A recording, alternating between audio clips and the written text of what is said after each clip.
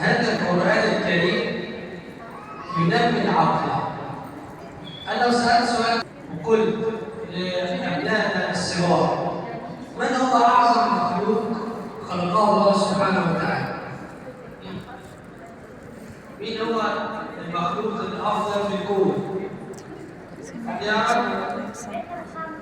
سيدنا محمد صلى الله عليه وسلم. ماشي، سيدنا محمد ده تصنيفه إيه؟ إنسان، صح؟ يبقى أعظم مخلوق ربنا خلقه الإنسان، صح كده؟ طب إيه أعظم جزء في الإنسان ربنا خلقه؟ العقل، برافو عليك. يبقى أعظم شيء في أعظم مخلوق العقل.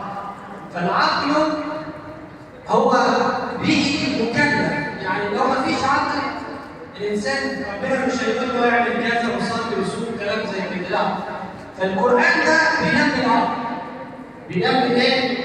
بينمي العقل. تخيل انت لما تحفظ القرآن الكريم 30 جزء، شوف كام آية، شوف كام حرف، شوف استذكارك للقرآن في أي وقت. ده بيعمل ايه؟ تنمية العقل.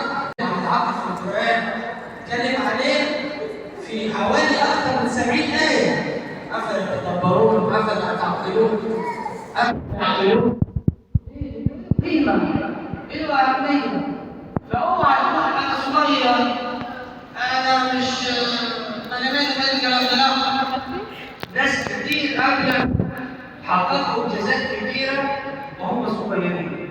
شوف سيدنا أبو بكر عمر لما كان يجلس مع النبي صلى الله عليه وسلم، والرسول سأل سؤال زي ما أنا بسأل كده، قال: إن من الشجر شجرة لا يسقط ورقها وهي مثل المسلم، يعني زي المسلم تشبهه في الصفات، تنفع في كل وقت، زي ما المسلم الكامل الإسلامي ينفع في كل وقت. حدثوني ما هي، قال: إيه هي؟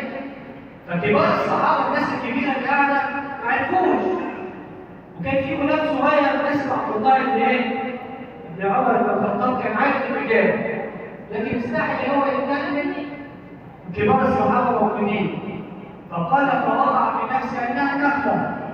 الرسول بيدربهم على الفكرة هو عشان العقل. وسيدنا عبد الله بن عمر كان عارف الإجابة لكن ما اتكلمش. فلما خلص النبي صلى الله عليه وسلم والناس ما عرفتش الإجابة، الرسول قال: هي النخلة. فقال لأبيه: كنت أعلم. فقال: وتدري ربك كنت هل يكتب. وكذلك في ناس اخترعوا حاجات كتيرة جدا هم صغيرين. يعني في واحد ناس الآلة الحاسبة اشتغلوا عليها ولا لا؟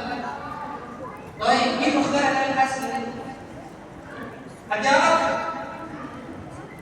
واحد اسمه باسكال. باسكال ده كان فرنسي. عارف عمره كام قد ايه؟ كان 18 سنة.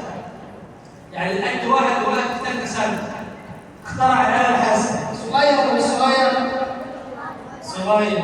طب عارفين سكوتر؟ سكوتر اللي تركبه ده ممكن يمين؟